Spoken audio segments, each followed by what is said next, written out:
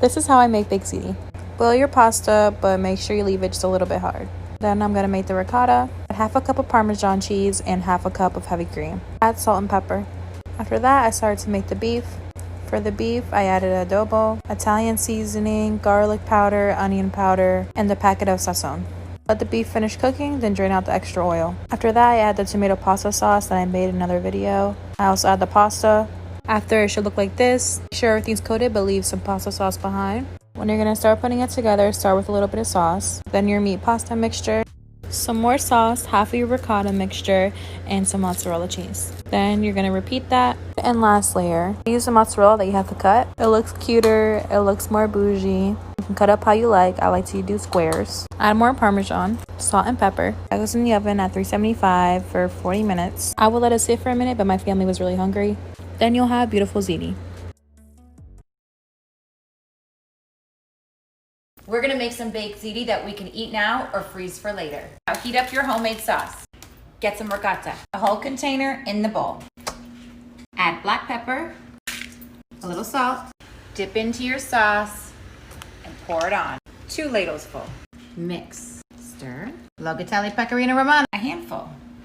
A handful of whole milk mozzarella. More, stir. Boil a pound of ziti till al dente. Add your ziti to your mixture. Fold in. I'm using disposable because I'm freezing. If not, use your favorite. A couple ladlefuls of sauce at the bottom. Boom. Half the ziti goes here. Boom. Get some fresh mozzarella. Put it on. Pecorino romano. Shake it. Now put the rest of the ziti on top. Spread it. Shredded mozzarella. Let's layer some more sauce. Like that. Shredded mozzarella. Pecorino. Bake 400 covered, then uncover it for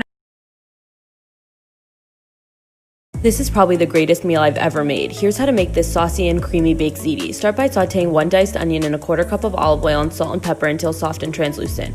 Add 2 tablespoons of tomato paste and some crushed red pepper flakes and stir. Add in 14 ounces of tomato sauce, 14 ounces of crushed tomato, and 28 ounces of whole peeled tomatoes crushed by hand. Season with salt, pepper, fresh oregano, and a teaspoon of honey.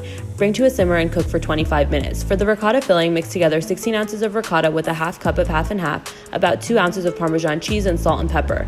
Cook 1 pound of pasta in salted boiling water 2 minutes less than al dente. Reserve 1 cup of pasta water and add it to the finished sauce. Stir 2 cups of sauce into the cooked pasta. It's time to assemble. Start with a bit of sauce in the bottom of a 9x13 pan, add some pasta, more sauce, half the ricotta, shredded mozzarella, and repeat starting with the pasta. For the final layer, add the last of the pasta, the rest of the sauce, shredded mozzarella, a bit of parm, and some fresh mozzarella. Bake at 425 for 30 minutes. Just look at how beautiful it is. This was so good. Crock-pot ziti. First step, you're gonna boil your noodles. While your noodles boil, you're gonna add the rest of the ingredients to the crock-pot. First, you're gonna wanna spray your crock-pot so your noodles don't stick to it. Then you're gonna add in 1 jar of sauce to the bottom of the crock-pot. And then leave the other jar for later. Next, you're gonna add in 1 pound of ricotta cheese.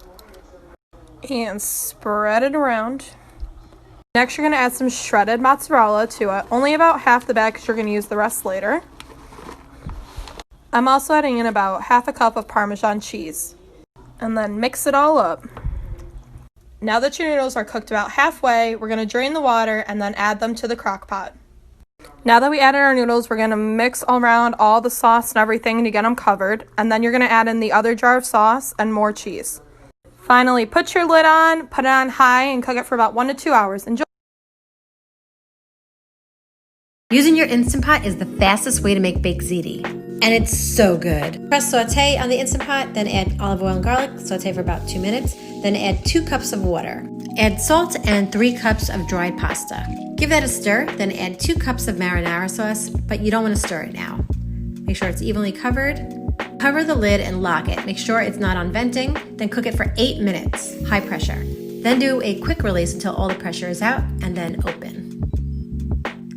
Give that a good stir, then add some pecorino romano cheese or Parmesan.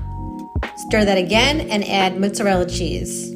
Just put that on top, and then you're gonna cover the lid for about 3 minutes. Open the lid once the cheese is melted, and it's ready. So good. And this whole dish came together in about 15 minutes. Hey y'all, for dinner we're having baked ziti. I'm going to put my noodles on in some salt water while I brown a pound of hamburger meat with some garlic and onion.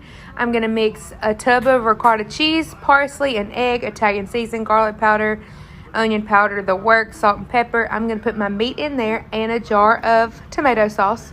I'm going to add my pasta, stir it up, put it in a pan, top it with cheese, and I'm going to bake it until the cheese is melted and all gooey and bubbly. I make this for people all of the time, and I use 2 jars of sauce. I like it better that way, but Trevor only likes it with 1, so that's what I made tonight. It is so dang good and quick, super easy, and it keeps really well too. You can also freeze it. Just one of the meals where you throw it all together. It feeds a ton of people. It is super, super filling, and as always, really, really good.